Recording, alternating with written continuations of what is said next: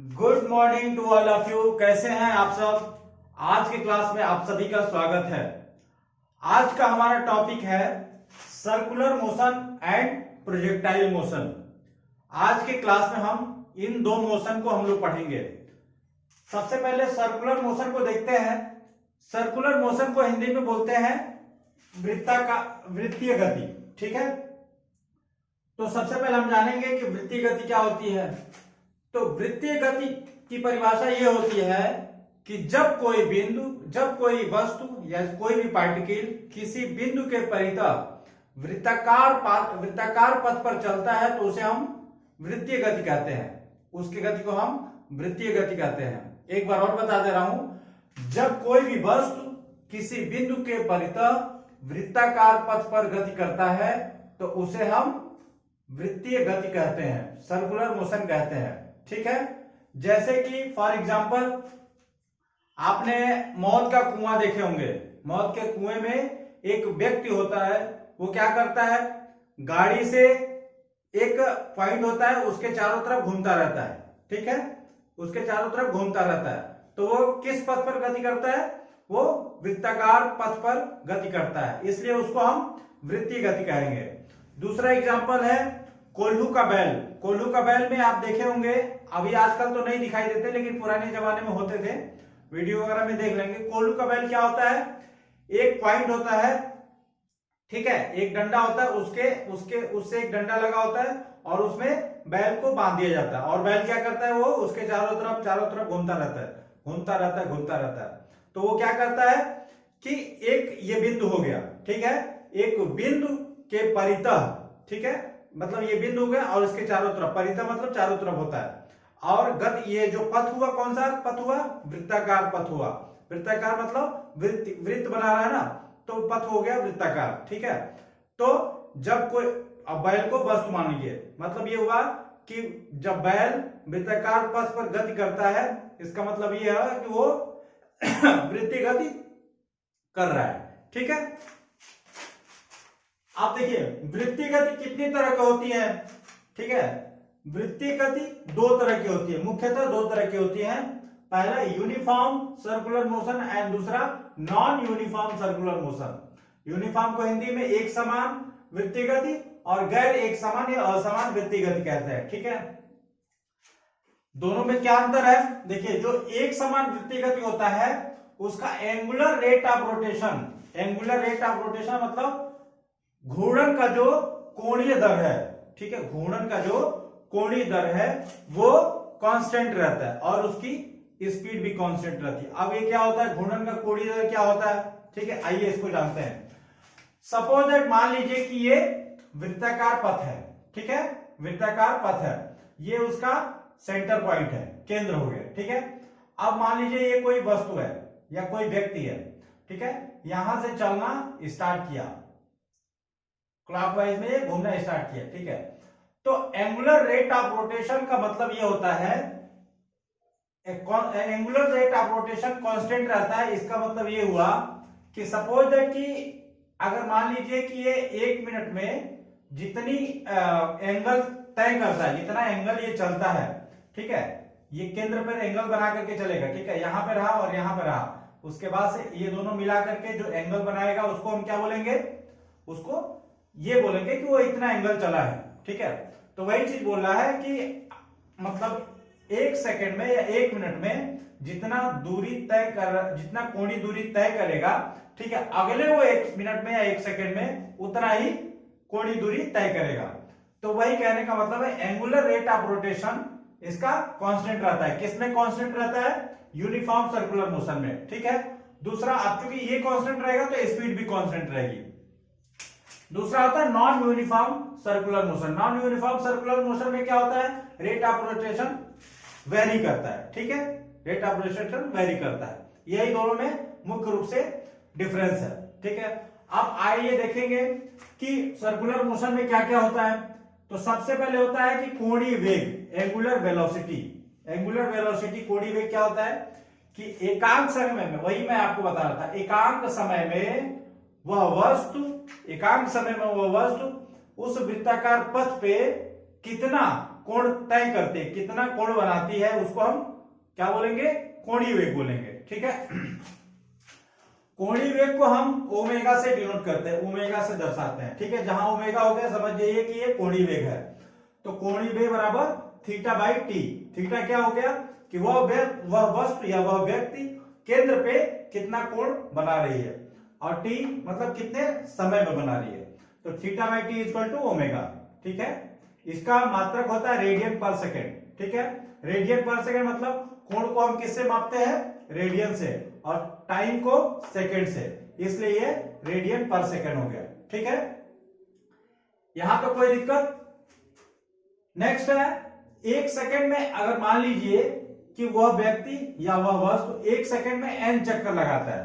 ठीक है, मान लीजिए वह व्यक्ति एक सेकेंड में n चक्कर लगाता है। ठीक है, अब ध्यान दीजिएगा इस पे।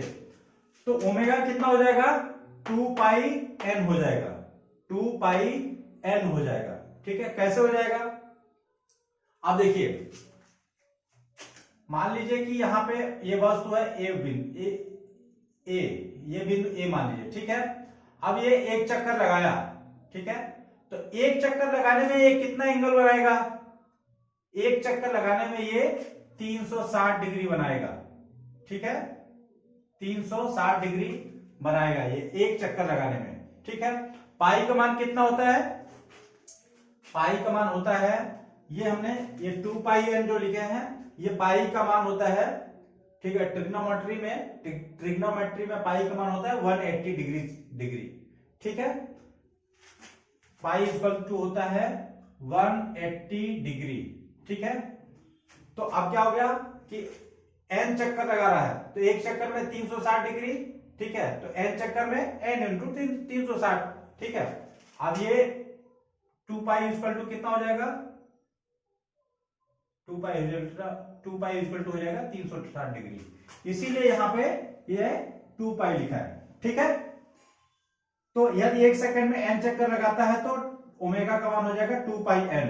2 पाई n क्यों आया, 2 पाई इक्वल टू होता है 360 डिग्री। ठीक है, इसलिए हम यहाँ पे 2 पाई लिख दिए, और n मतलब जितनी बार गुणन किया। ठीक है, तो ओमेगा बराबर 2 पाई n हो गया। ठीक है, ये तो हमारा क्या हो गया, कोणीय वेग हो गया। रेखीय वेग में क्या होता है, यदि कोई वस्तु या कोई व्यक्ति रेखीय मार्ग वृत्ताकार मार्ग पर ट्रेवल करता है, तो उसका रेखीय वेग का फार्मूला होता है 2 pi n into r. 2 pi n into r, उसकी आर क्या है, आर है रेडियस। रेडियस क्या है कि वह व्यक्ति का, और जिस बिंदु के परितः वह, ये सेंटर पॉइंट वृत्ताकार पथ है, वृत्त है, तो इसका कोई सेंटर पॉइंट होगा, तो वह सेंटर पॉइंट से उस व्यक्ति की दूरी को आर बोलते हैं, इसको रेडियस बोलते हैं। ठीक है, अब रेडियस से इसमें 2 पाई n को रेडियस में इंटू कर देंगे तो वो क्या हो जाएगा, रेखीय वेग होगा, लीनियर मोशन हो जाएगा। ठीक है, तो आप देखिए v बराबर 2 पाई r इंटू n। ठीक है, n को इधर ले आइए, n को इधर ले आ गए तो ये 2 पाई n इंटू r हो गया। ठीक है, और यहां पे हमने दिखाया है कि ओमेगा इक्वल टू क्या होता है, 2 पाई n। ठीक है, यहां पे हमने दिखाया omega equal to 2 pi n होता है, तो यहां पे 2 पाई n के जगह पे ओमेगा लिख सकते हैं। ठीक है, 2 पाई n के जगह पे ओमेगा आ गया, ये फिर हो गया v equal to omega into r. ठीक है, v equal to omega into r. अब ये क्या बन गया, ये रिलेशन बन गया एंगुलर वेलोसिटी और लीनियर वेलोसिटी में। ठीक है, कोणीय वेग और रेखीय वेग में ये एक रिलेशन बन गया। ठीक है, इसको आप ध्यान दीजिएगा, ये एग्जाम में आता है, कोणीय वेग और रेखीय वेग में कौन सा संबंध सही है।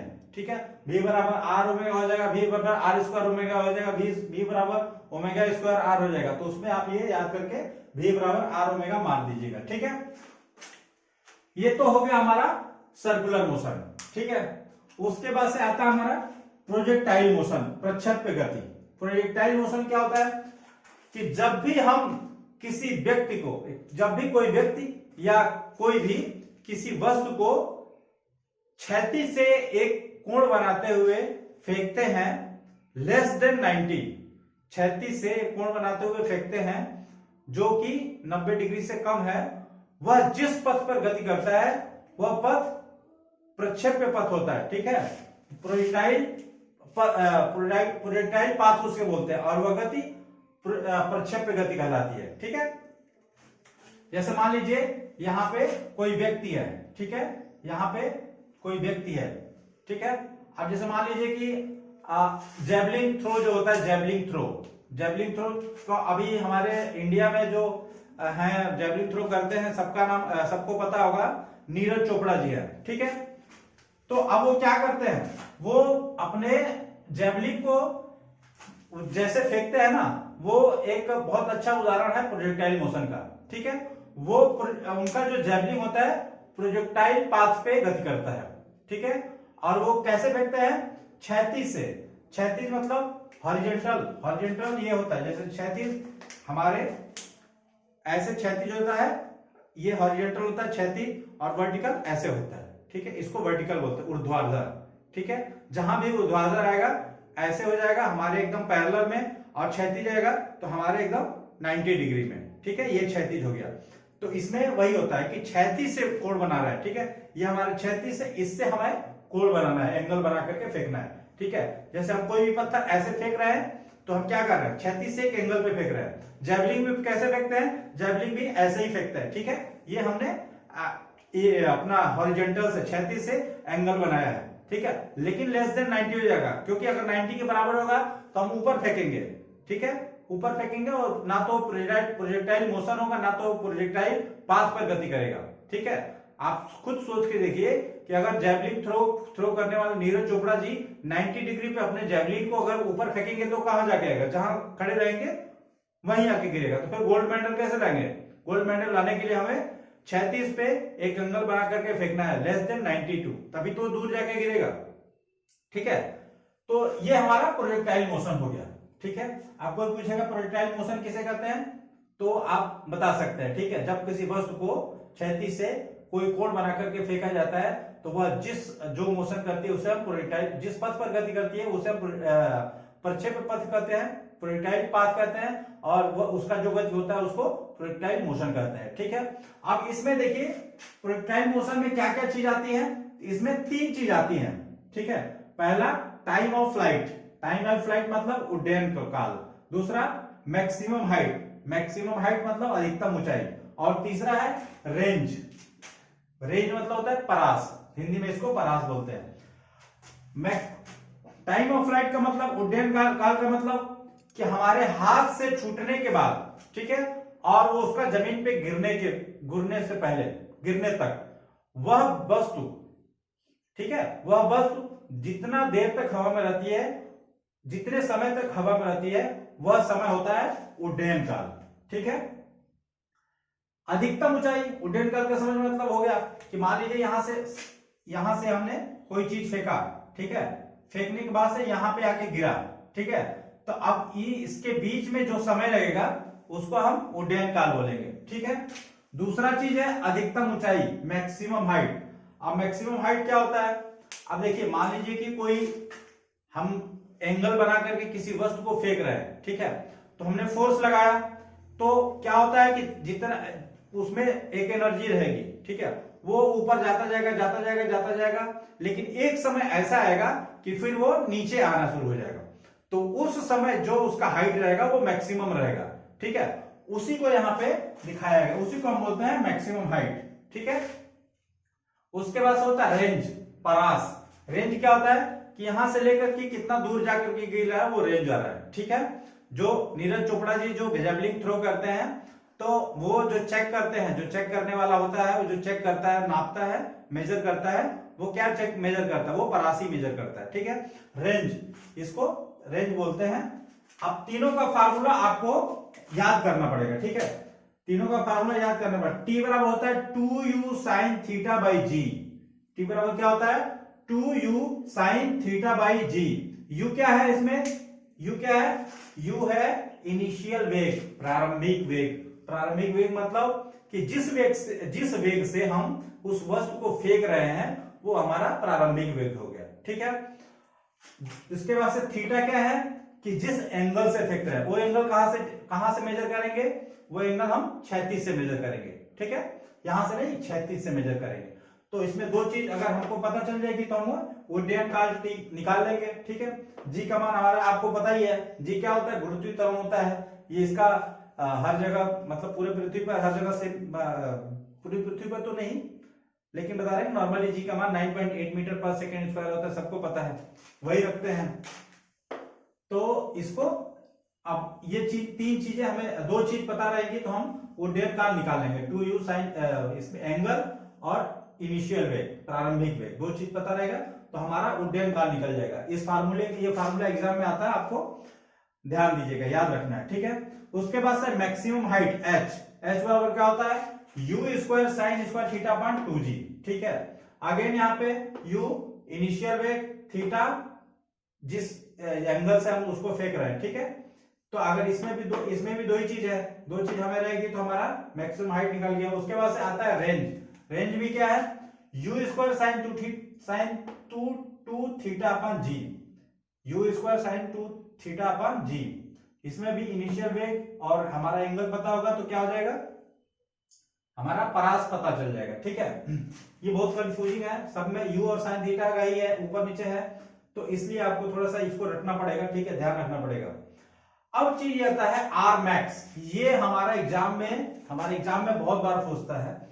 आर मैक्स मतलब क्या होता है कि मैक्सिमम परास। ठीक है, इसका मतलब ये होता है कि देखिए हम किस एंगल से फेंके कि हमारा जो परास है, हमारा वो रेंज है वो मैक्सिमम हो, मतलब किस एंगल से फेंके कि वो बहुत ज्यादा दूर जाके गिरे। ठीक है, जो गोला फेंक या जैवलिन थ्रोअर रहते हैं वो कोशिश यही करते हैं। ठीक है, तो वो एंगल होता है हमारा 45 डिग्री। इसको याद रखिएगा कि किसी भी चीज को हम 45 डिग्री पे फेंकेंगे तो उसका परास जो होता है, उसका रेंज होता है या वो मैक्सिमम होता है, मतलब 45 डिग्री पे फेंकेंगे तो वो ज्यादा दूर जाके गिरेगा। ठीक है, 45 क्या हो गया, अगर मान लीजिए इस थीटा में, इस फार्मूले में हम 45 रखते हैं तो क्या होता है कि देखिए u square sine 2 into 45 divided by g. ठीक है, u square sine 45 into 2 equal to 90 degree हो जाएगा। ठीक है, डिवाइडेड बाई जी। साइन 90 का मान क्या होता है, साइन 90 का मान होता है 1, तो u स्क्वायर बाई जी हो जाएगा। ठीक है, R max equal to u square by g हो जाता है, मतलब 45 डिग्री पे फेंकेंगे तो जो परास है वो मैक्सिमम होगा। इसको ध्यान रखिएगा। अब देखिए एग्जाम में आने वाली चीज जो है कि सबसे पहले तो ये आ जाएगा कि कोणीय वेग का कौन सा फार्मूला है। ठीक है, कोणीय वेग ओमेगा का कौन सा फार्मूला, तो ये ध्यान रखिएगा, ओमेगा बराबर थीटा बाई टी। ठीक है, इसमें दूसरा चीज ध्यान रखने वाली चीज है इसका यूनिट। ठीक है, कोणीय वेग का हमेशा जो यूनिट होता है, मात्रक होता है, रेडियन पर सेकंड होता है। ठीक है, कोण को रेडियन से डिनोट करते हैं, समय को सेकंड से, तो इसलिए रेडियन पर सेकंड हो जाता है। दूसरा ध्यान देना चीज वाली चीज है कि 1 सेकंड में n चक्कर लगाता है। ठीक है, तो उसका कोणीय वेग कितना हो जाएगा, ठीक है, उसका कोणीय वेग 2 पाई n हो जाएगा। अभी मैंने आपको बताया 2 पाई n कैसे हुआ। ठीक है, पाई का मान इसमें ध्यान रखिएगा, पाई का मान 180 होता है, पाई 180 होता है ट्रिग्नोमेट्री में पाई का मान। ठीक है, तीसरा चीज इसमें ध्यान देने वाला है कि कोणीय वेग और रेखीय वेग में क्या संबंध है, v बराबर आर ओमेगा, ये याद रखिएगा। उसके बाद ये तीनों फार्मूला को आप याद रखिएगा, time of light, maximum height and range. ठीक है, इस तीनों को याद रखिएगा, तीनों के फार्मूलों को याद रखिएगा, ये पूछते हैं। उसके बाद से ये सबसे मोस्ट इंपॉर्टेंट है, ये आपके एग्जाम में पूछता है कि किस एंगल पे हम प्रक्षेप गति में किस एंगल पे फेंकने पे उसका परास मैक्सिमम होगा। ठीक है, वो एंगल होगा 45 डिग्री। ठीक है ना, तो ये मैक्सिमम इंपॉर्टेंट चीज थी, मेरे ख्याल से समझ में आ गया होगा। बाकी सब चीजें देखिए, अभी इसमें न्यूमेरिकल बहुत बड़ी चीज नहीं है, मैंने थ्योरेटिकल बताया है तो न्यूमेरिकल चीज नहीं है, कोई बड़ी चीज नहीं है। इसको आप कैसे करेंगे, जैसे मान लीजिए कि कोणीय वेग पूछ दिया तो दो चीज दिया होगा, कोण दिया होगा और कोणीय वेग दिया होगा, तो ये एंगल दिया होगा और ये समय दिया होगा, तो इसको डिवाइड करके आप कोणीय भी निकाल सकते हैं। किसी का मान लीजिए कि कोणीय वेग दिया है, त्रिज्या दिया है, ठीक है, तो उसमें अगर रेखीय वेग निकालने के लिए बोलेगा तो ये कौन सी बड़ी बात है, दोनों को इंटू कर देंगे, रेखीय वेग निकल जाएगा। ठीक है, सेम टू सेम मान लीजिए कि ये इनिशियल वेग दे दिया है, थीटा दे दिया है, तो हमारा ये तीनों जो चीज है, तीनों चीज निकल जाएगा आराम से। बस दो ही चीजें चाहिए, एक तो इनिशियल वेग चाहिए और दूसरा किस एंगल पे उसको फेंक रहे हैं ये चाहिए। अगर ये दोनों चीज रहेगी तो हमारे ये तीनों चीज फार्मूला, तीनों range, time of flight, maximum height, तीनों निकल जाएगा। तो इसमें ये आप प्रैक्टिस करके देख सकते हैं, ठीक है। बाकी इसमें कुछ ज्यादा नहीं है ना। नेक्स्ट क्लास में हम लोग गति विषयक नियम पढ़ेंगे, ठीक है, क्योंकि चूंकि वो बड़ा था इसलिए हमने इसमें ऐड नहीं किया, उसको अच्छे से थोड़ा सा समझना पड़ेगा, वो भी इंपॉर्टेंट है, बहुत आता है क्वेश्चन में, ठीक है। तो आज के लिए बस इतना ही, मिलते हैं नेक्स्ट क्लास में। Thank you to all of you.